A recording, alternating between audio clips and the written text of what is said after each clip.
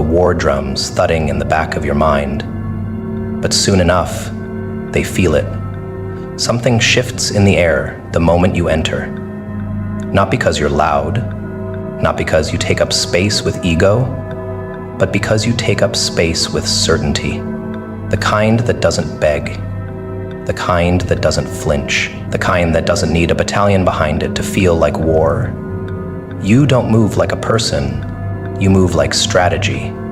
You move like inevitability. And that makes them tremble, not because they're weak, but because they've never met anyone who carries that much resolve in silence. They were ready for arguments, they were prepared for drama, but they weren't prepared for precision. You don't charge like a rebel, you infiltrate like a ghost.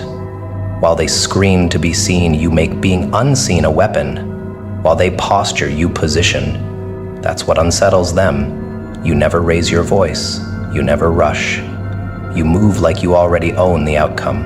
And deep down, they know. They're not dealing with someone trying to win. They're dealing with someone who's already won and is just now revealing the score. That kind of psychological presence, it doesn't just shake a room. It restructures the hierarchy within it. You became dangerous the day you stopped asking for permission. You stopped knocking. You started entering. Not out of disrespect, but because you no longer believed anyone had the authority to grant you access. And when people see someone who doesn't seek approval, doesn't wait for consensus, doesn't bend to social choreography, they panic. Because you're ungoverned, you're self-led. You move like the rules don't apply. Because you wrote your own. That's power. Not dominance by force, but influence by alignment. You don't need followers to feel validated. You are the movement. You carry momentum in your steps, vision in your silence, and command in your stillness. That terrifies the performative. You operate like a one-person war room. Every step you take is layered with intent. Every pause is strategy. Every glance is calculation. You've trained yourself to think 10 moves ahead. Not because you're paranoid, but because you've seen too much. You know that most people perform, most people project, but you study, you anticipate. You don't just read the room, you rewrite it. You make decisions like a general and disappear like an assassin. And when people finally notice the shift, when they realize they're no longer in control of the conversation, the plan, the tone, it's too late. You've already planted the flag. Psychologically, you trigger a very specific alarm, one rooted in primal awareness, the kind of fear that tells someone something greater is near. Not louder, greater. You move with the gravity of someone who's been forged by fire and never forgot the temperature. You don't need to declare your past, it leaks from your composure. You don't need to brag about your healing, it pulses from your decisions. When someone sees that, when they feel the weight of your focus, the chill of your detachment, the scope of your inner structure, they realize they aren't in a debate. They're standing in a campaign they didn't know they already lost. You don't match energy, you dictate it. You walk into conversations like you're setting the terrain. People look for cues in your stillness. They pause when you pause. They speed up when you lean forward. And they don't even realize it's happening. Because your presence doesn't ask. It orchestrates. You don't manipulate, you magnetize. You don't fight for control, you are control. Not the loud, chaotic kind, the surgical kind. The kind that doesn't show up with weapons, but whose silence makes every other voice recalibrate itself in your direction. That's the kind of authority you carry. And it makes the whole room feel like it's been drafted into your war. Most don't even realize how far behind they are until your results speak. And when they do, it's like thunder. You didn't make promises, you made moves. While they talked, you built. While they gossiped, you grew. And now they want to know how. They want your tactics, your blueprints, your formula. But they don't understand. You are the formula. Your life is your campaign. Your discipline is your army. Your conviction is your shield. And every part of you that used to apologize has now been weaponized into progress. That's what they feel. That's what they fear. A one-man siege wrapped in composure. You don't show all your weapons, you only show results. And by then, it's too late. They see the impact, not the preparation. They see the dominance, not the design. And they wonder why it feels like you brought an army with you. But it's not people that follow you, it's principles, habits, precision, focus. You march with things that cannot be stolen, faked, or replicated. And when someone sees that kind of momentum coming, they panic because they know they can't copy it. They have to become it. And most aren't willing to pay the psychological price for that kind of transformation. So you walk, alone, but never unaccompanied, with silence as your trumpet, with vision as your blade, with patience as your artillery. You don't need volume, you need clarity. And when you move, you don't just reach goals, you shift ecosystems. You shake illusions. You make people rethink their entire blueprint just by existing in alignment. That's why they panic. Not because you're trying to take what they have, but because you're living proof they never built anything real to begin with. You didn't show up with a gang. You became the force they feared a gang could never be. He screams so loud because they are still trying to convince themselves. Their brand is their shield. Their followers are their fuel. Their trend chasing is a distraction from the truth they fear facing in a mirror. But you didn't move like them. You built under the soil, quiet, rooted, unseen. You weren't obsessed with validation, so you never bent for applause.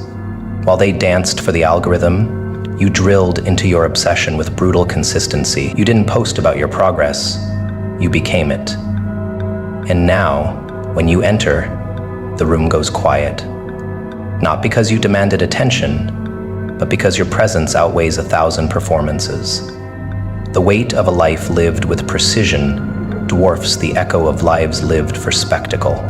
They chase recognition, you chase results. They adjust with every wave of applause, you became the storm. And now, they don't know what to do with you, because you don't respond like they do. You don't flinch when ignored, you don't fumble when praised. You carry something ancient, the energy of one who chose silence not out of fear, but strategy. Every word you withheld was a sharpening of the blade. Every day you stayed quiet, you added to your arsenal. Now they shout in digital courtyards, trying to spark attention like dry wood. And you walk in like lightning, one strike, and everything rearranges. Not because you said so, but because you've earned it. Because when you walk into a space, it has no choice but to make room. There's a frequency to you that confuses the modern world. You don't check in, you don't over-explain, you don't overshare. You're the ghost in the data. The variable no one tracked because they thought silence meant irrelevance. They mistook your absence for absence of growth. But you weren't idle, you were refining your craft. You were building stamina where others were building status. You were cultivating patience in an era addicted to now. So when you stepped forward, the floorboards creaked, the air shifted, because you didn't return with a bang. You returned with a presence. And presence, real, cultivated, forged in fire presence, makes noise obsolete. They feel you now, even when you're not around. Your name rings in rooms you've never answered because those who witnessed your ascent can't stop replaying it. It was too calm to be accidental, too exact to be luck. You moved like a whisper, but landed like a verdict. The weight you carry is not made of clout or aesthetics. It's made of decisions, stacked day after day. While they played identity hopscotch, you hammered down your foundation. They became characters. You became a force.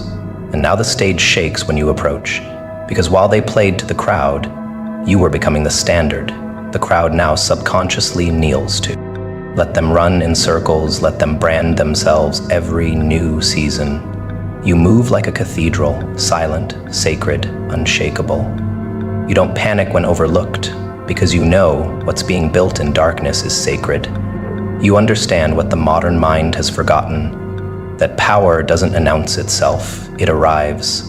And when it doesn't ask permission. It shifts the gravitational field of whatever orbit it steps into. That's you. The gravity they didn't account for. The variable that rewrites every trend you refuse to join. You don't flex your lifestyle. You exude lineage. The kind made of scars, rituals, and codes. Psychologically, your presence disrupts people's sense of self. They built their image around being ahead. You walk in and remind them they're chasing wind. Because the real ones, the dangerous ones, they aren't performing, they're designing. You don't pivot for trends because you architect paradigms. You live in a way that makes people realize their speed means nothing without direction. And you didn't just move in silence, you move with geometry. Every angle accounted for, every silence loaded. And when that type of structure enters a room full of improvisers, it doesn't speak to be heard, it speaks to end the conversation. They fear you because you didn't announce your worth. You let the void speak. You let the gap between their noise and your poise do the talking. Your silence was never the absence of voice. It was the refusal to waste it. While they sold versions of themselves to the highest bidder, you preserved the original. And now that it steps forward, unedited, unafraid, unbothered, it feels like a warning. You are the consequence of decades of dishonesty. You didn't react to the world. You responded to a vision. And now that vision wears your name and walks with your spine. The irony is, they will now try to mimic your silence, but they don't understand. Silence without inner weight is just emptiness. You filled your silence with rituals, with study, with movement, so precise it bled into your aura. And that aura, that's the real disruption. It tells the world, this one did not rush, this one knew. You move like someone who made friends with discomfort, who trained with discipline instead of aesthetics, who studied people instead of performing for them. And when that kind of person enters a space, the space changes, not because you demand it, but because the room remembers your kind. You've become the echo people chase without knowing its source, the blueprint they sense but can't reverse engineer. Because you moved alone and you moved long. While they were trying to impress the algorithm, you were reprogramming your mind. While they were curating feeds, you were curating focus. And now they feel you before you even speak. Not because you chased relevance, but because relevance collapsed into you. You are what happens when someone builds under silence, walks with intent, and only speaks once every piece is in place. You don't enter like a man, you enter like mass, like pressure, like gravity incarnate. That's the energy that makes crowds stop mid-sentence. That's the vibe that rewrites the hierarchy without a single post. And that's what makes you heavy. Not in burden, but in density. You are dense with meaning, with mastery, with refusal. You didn't follow the noise. You became the signal. And no matter how many trends rise or fall, they will always have to bend around the weight of what you built, quietly, relentlessly, unapologetically. They built their rhythm on dependency, on praise, on momentum borrowed from louder voices, on the artificial thrill of collective validation. They don't move until someone tells them it's safe, until a path is cleared, until the applause is louder than the fear. They crave direction like addicts, needing someone else's blueprint just to take a single step. But you became the compass. You didn't wait for signals, you became your own. You didn't rely on borrowed motivation, you forged your own pressure. And it wasn't for clout, it wasn't for pride, it was survival. It was design, it was the brutal acknowledgement that no one was coming to save you, so you became what you needed. That weight, it became your oxygen. That pressure, your pulse. And now, when you move, they feel it.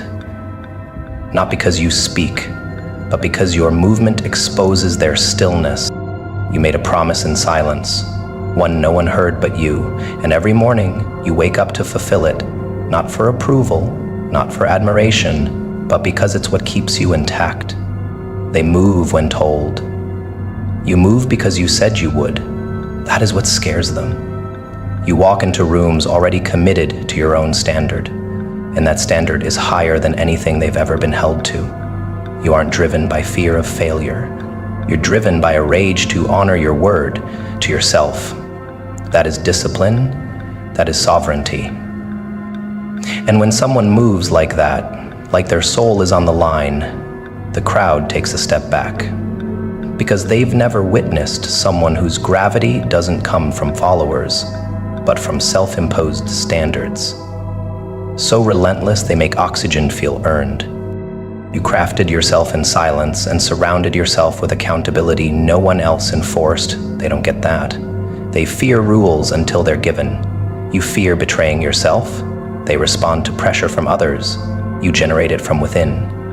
You've built an ecosystem where your own word is law and deviation is death. You don't wait for deadlines, you create collisions. You don't wait to be pushed, you burn forward. And now that people see the result of that kind of architecture, they panic. Because they know they could never replicate it.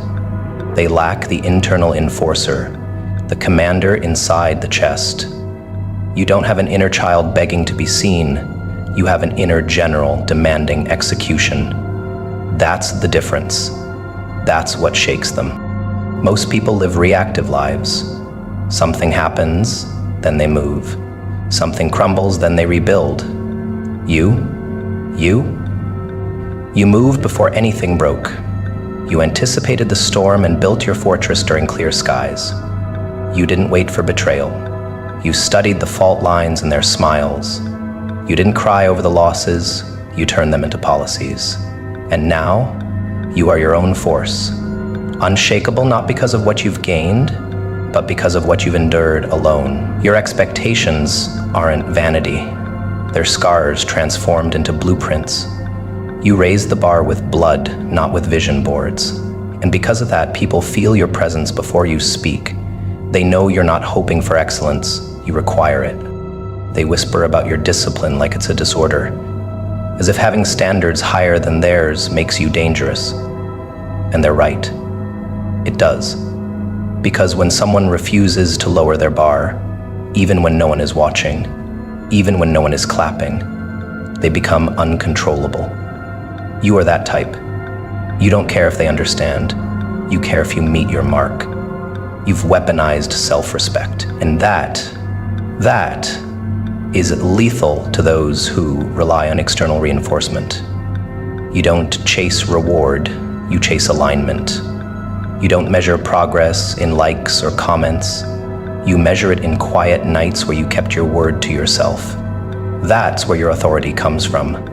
That's what makes others uncomfortable. They can't measure you because your milestones are internal. You became the kind of person who hears a goal and feels the weight of it immediately. You don't romanticize achievement, you plan for its cost. While they fantasize about rewards, you're calculating the discipline required.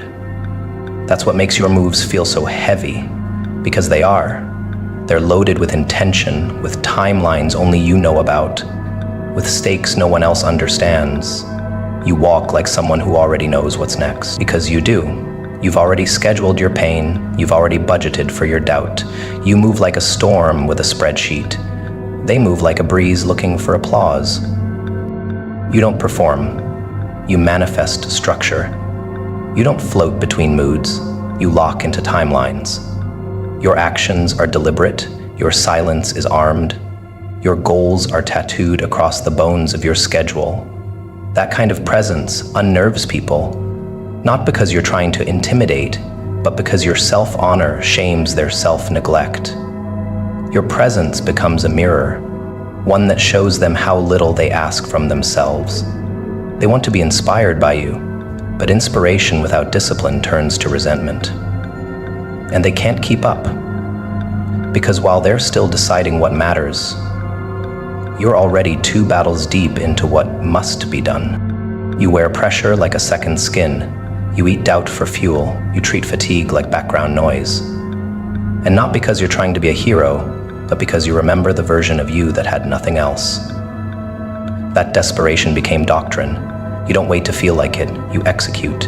You don't need mood, you need mission. And when that kind of mind enters a room full of people whose lives are dictated by the whims of convenience, they fall apart. Not out of hatred, out of realization that someone built a cathedral while they were waiting for motivation to knock. You don't need reminders. You are the reminder. The walking embodiment of what's possible when someone takes their standards personally. You don't move with pressure. You move as pressure. And that unnerves every soul built on comfort. Because you're not chasing peace. You're building it through war. A war you declared on your own mediocrity, on your former selves, on the soft illusions that kept you small. Now your movement is its own language, your walk a sermon, your silence a sword. You don't need to say a word to shake a room. You just have to enter. You've seen it, the stutter in their step, the dart in their gaze, people walking around with unspoken doubts, curled in the corners of their mouths, pupils dilated by fear they won't name. They don't speak it, but it spills through their posture. Am I enough? Will they like me? What if I fail? Questions, questions, questions, dripping off their shoulders like sweat. That's what they bring into every room. Silent insecurity. Their eyes flicker toward others for cues, scanning for safety, watching for acceptance. But you don't need to ask. Because you didn't wait for answers. You became them. Not through talk, but through trial. Not through thinking, but through endurance. Now, while they fidget and search for approval in every gaze, you stand upright, with something ancient etched into your bones. Certainty carved by chaos. You didn't inherit answers, you earned them. Through betrayal, through famine, through the kind of pain that doesn't get a name, just echoes.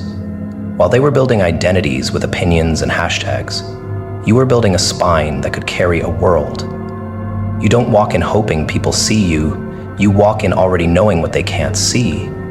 That every breath you take was bought with sacrifice. That every calm look you offer comes with storms behind it. They ask, what should I do? You don't. You decide. And that alone unsettles them, because in a world trained to hesitate, anyone who chooses with conviction becomes a threat. You became a threat not by yelling louder, but by knowing more. Not in mind, in marrow. They call you arrogant because you don't defer. They call you cold because you don't beg.